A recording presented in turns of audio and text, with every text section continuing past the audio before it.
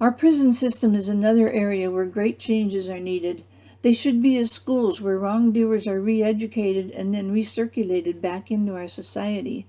The way our prison systems are being handled today is an atrocity.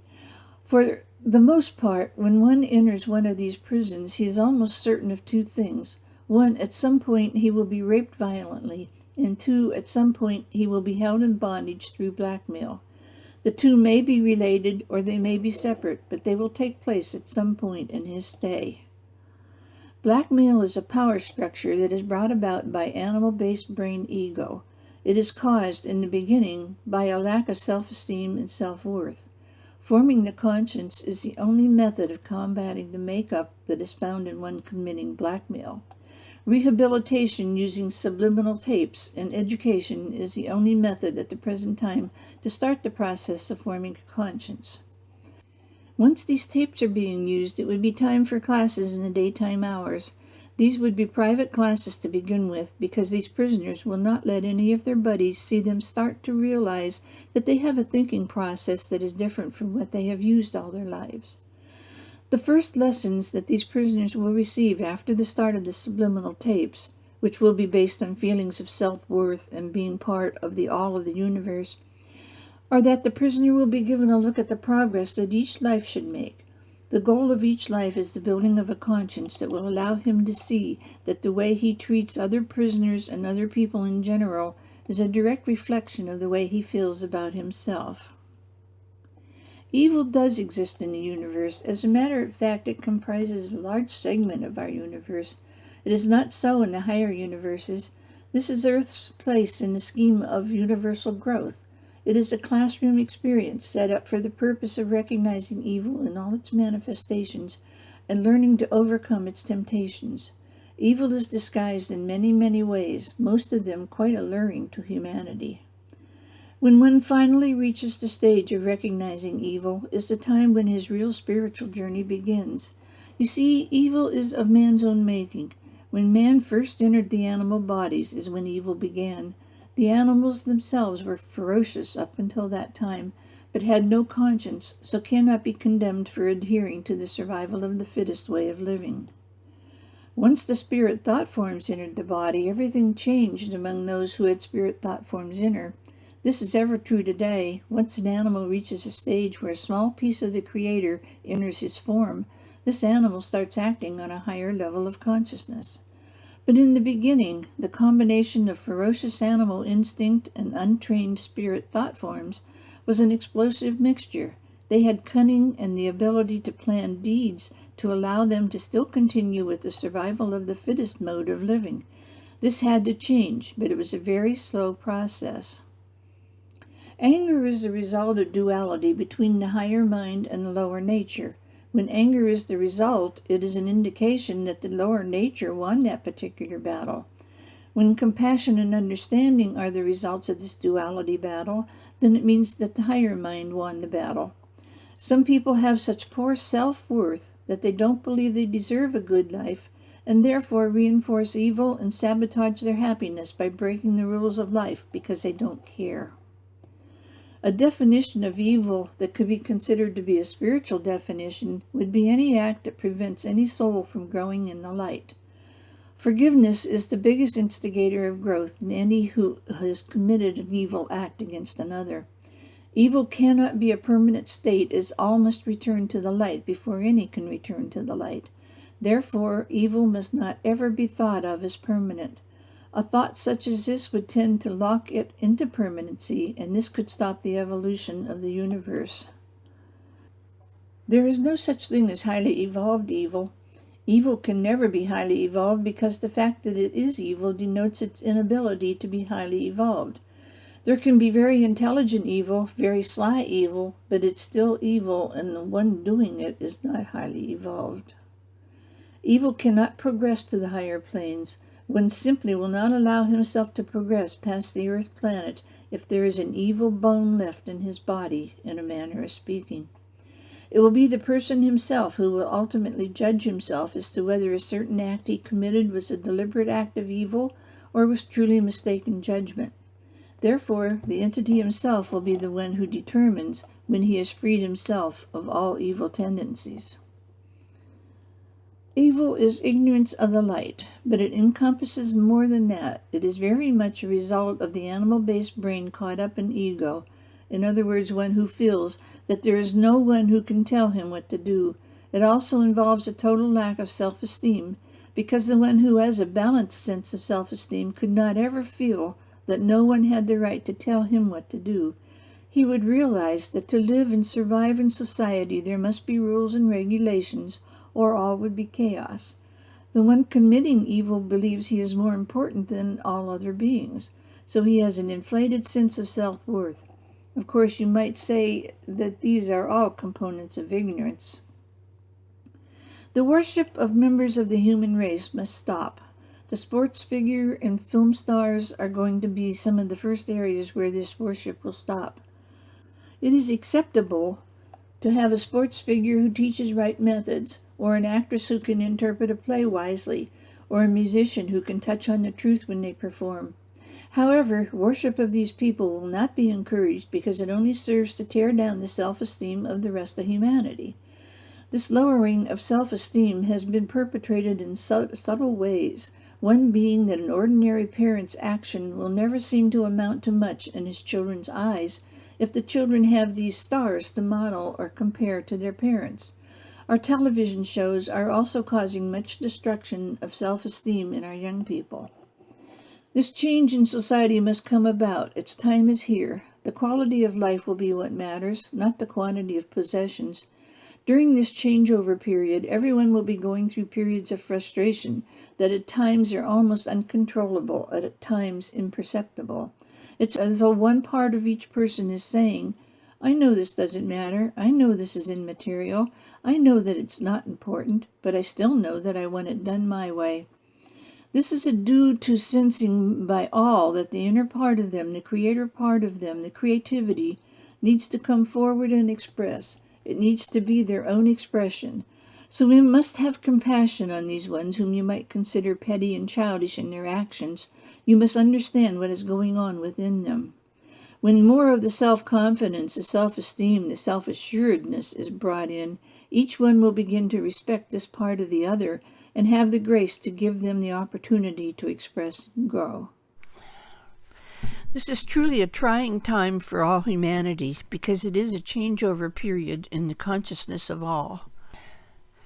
Each one of us is being affected in his own way and going through his own struggle as to how we handle what comes towards us as far as personal values go. Each person is responsible for his own decisions. Let none take that responsibility for you. Be ever alert for manipulation. Manipulation is something that is being done by almost all humanity in one form or another, either very blatantly or extremely subtly, at all degrees between the two.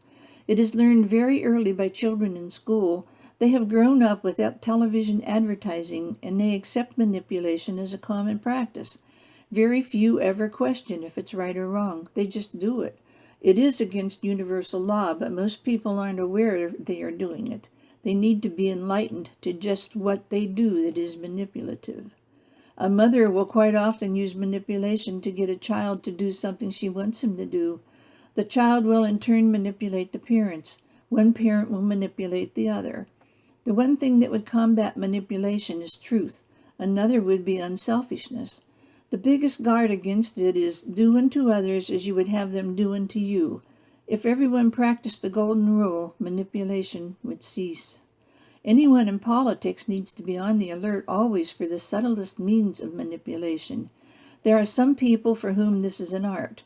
These people have made a career out of the art of manipulation. These would be our lobbyists. They are committing a crime against universal law every day of their lives. What they must think about is that it is very true that ignorance of the law is no excuse applies also to universal law. They will have much to pay back in the way of karma to humanity as a whole for their acts of lobbying. The lawmakers being paid by all the people, it is very hard for this lawmaker not to be influenced by the lobbyist. It would take someone of great personal power, morality, and courage to withstand some of the devious methods that lobbyists pursue in getting the elected officials to change their vote, which should be the vote of the majority of the people. Current teens must know that it is part of their divine heritage to seek answers other than what has always been given and accepted by society. They must challenge the system to ever improve the system. They should be made to see that they will be remiss in their spiritual journey if they allow discrepancies in the system as they see them to go unchallenged, and you must believe they will see all that is not as it should be. Truly, they are much enlightened as to universal law. They would not be on the earth plane at this time as youth who will guide the earth into the new dimension of thought that must come if they were not well grounded in universal law and cosmic concepts. They must trust and believe in the deep inner truths they feel, because this will be the way to the restructuring of all phases of our society. It must start with the enlightenment and education of these teenagers, and more of them should be encouraged to examine not only the political structure, but also the social structure and the business structure of our particular country first. They will come up with a clear outline of a better way of setting up the ponderous machinery that at the present is necessary, but will not be a little further along. These youths will have many ideas of better, more simple, uncomplicated ways of achieving the same results as now being done, but that is only part of what they can do. They also have the power to change the results. This is where their true value will be seen. It is one thing to know a better way to achieve the same results, but the beauty of true spiritual growth is in being able to change the results. These teens can do that. The totally synthesized person is one who accepts the reality of a double evolutionary track, our physical and spiritual lives evolving hand in hand.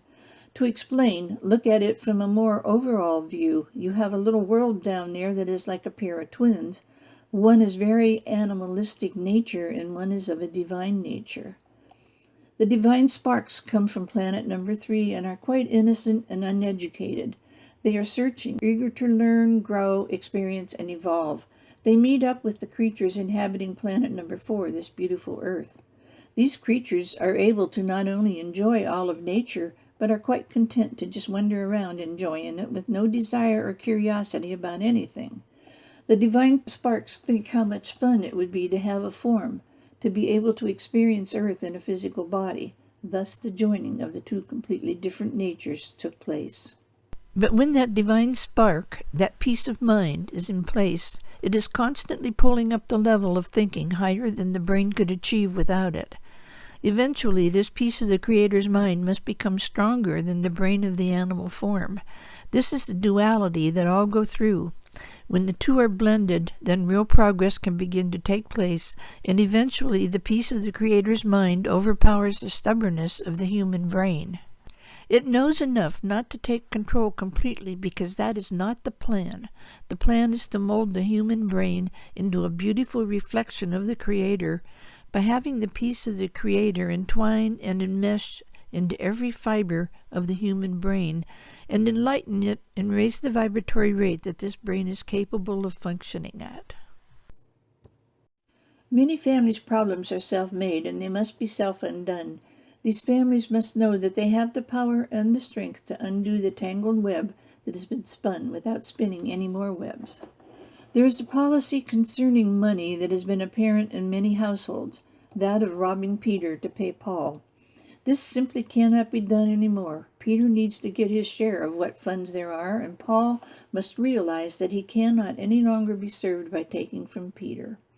To explain this further, Peter represents absolute necessities. Paul represents unessential expenditures. This has been done to serve the materialistic desires of the family. In the beginning of a relationship, each wants to give the other everything, and the other wants to have everything, so they purchase much more than they need to have, and are in serious trouble ever after. The lifestyle they try to maintain is not being supported by income. They do not use common sense. This is how problems get started. To improve the situation, this family still faces the lessons of self-denial in the material realm. They must know also that they will be tested, not only as to their love and faith in each other, but on a more important level, they will be tested as to their commitment to their spiritual growth. A change in attitude is needed, a willingness to suffer deprivation of material things, and also a willingness to be apart from each other if necessary, so that when the time has come, they can be together on a somewhat better scale of living than they have achieved thus far. People are very stubborn as far as giving up their materialistic goals. The only way to help this situation is through the children. The early home and school training of children is of the utmost importance. Their values are learned by what they see and hear around them from the moment of birth onward. Once a false value, say, of money is learned from a beloved parent, then it is extremely hard to uproot. Many of the children and youth today do not want to be disrespectful of their parents, but at the same time realize that the parents' values are not what they should be. This puts the youth in quite a dilemma.